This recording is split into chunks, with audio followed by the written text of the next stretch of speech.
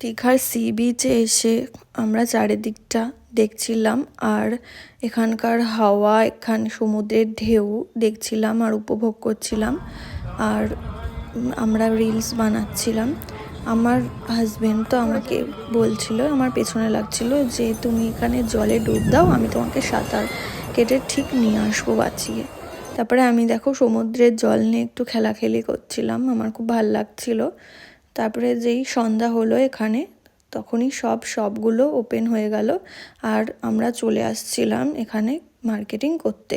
আর এখানে সব রকম দোকান তোমরা পেয়ে যাবে, খাওয়ার জিনিসের থেকে স্টার্ট করে ঘর সাজানোর জিনিসের দোকান পর্যন্ত এখানে সব রকম তোমরা পেয়ে যাবে।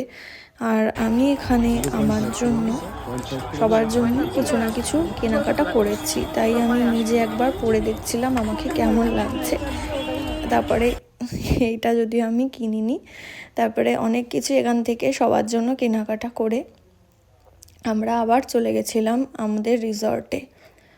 তারপরে সেখানে গিয়ে আমরা রেস্ট নিই, ডিনার করি আর ঘুমিয়ে পড়ি।